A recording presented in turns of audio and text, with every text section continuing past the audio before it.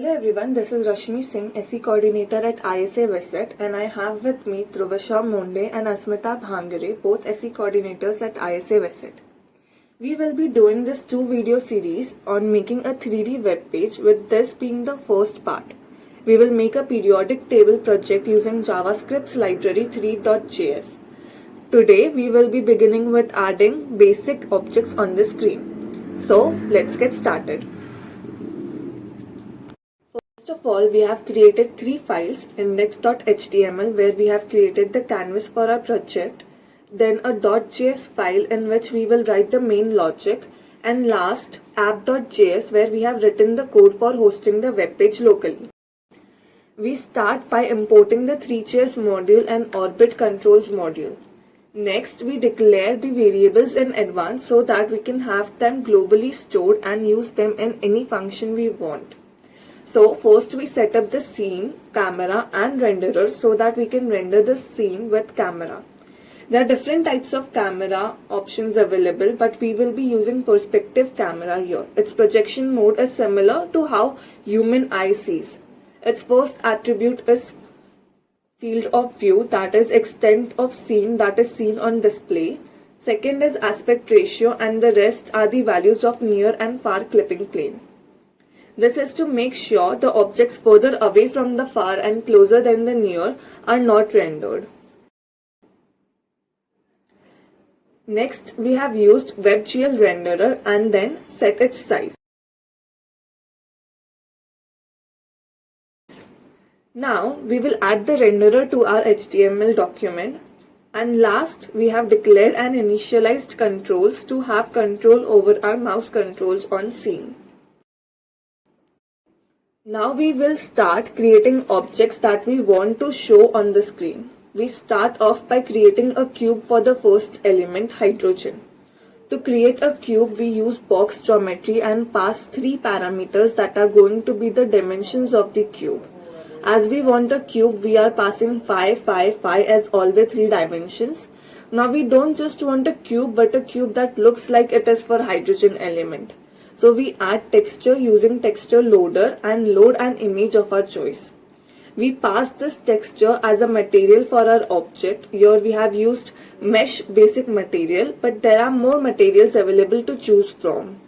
Now we are giving the side as double side so that it is seen even if the camera goes inside the box.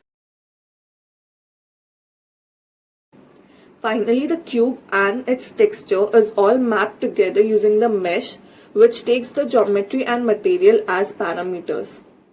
We will set the position of our cube using position.set and pass the x, y and z coordinate values.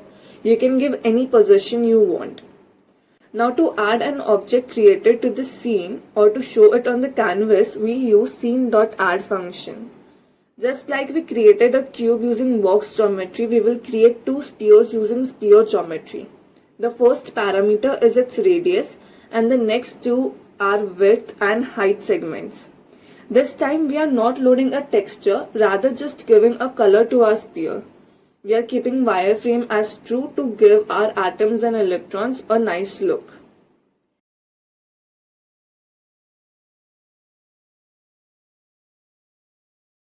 We create an electron with comparatively smaller radius and set its position a little away from the sphere along x-axis.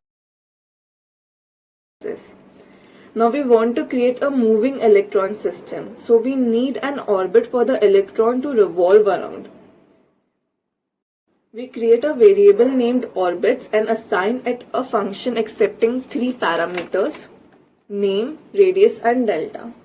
Next, we quickly add the logic for the orbits. Here we will use line basic material for the material and dot geometry for geometry. We use the for loop to assign coordinates to the points on the orbit. Finally,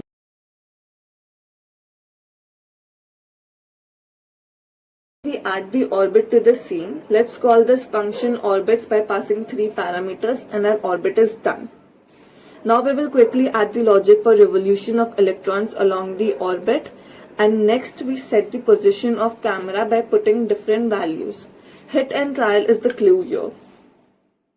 Now that we have all the objects created and ready, let us one by one add them to the scene and have our whole system ready. Now we write animate function which will create a loop that causes the renderer to draw the scene every time screen is refreshed. Here you see there is request animation frame which pauses the rendering when the user navigates to another browser tab, thus saving your battery and CPU usage.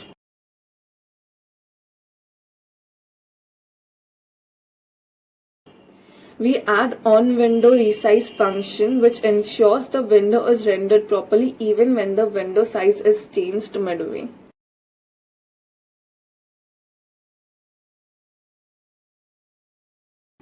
Finally, we call the animate function and we have our code ready. Let's save the file and see the final output.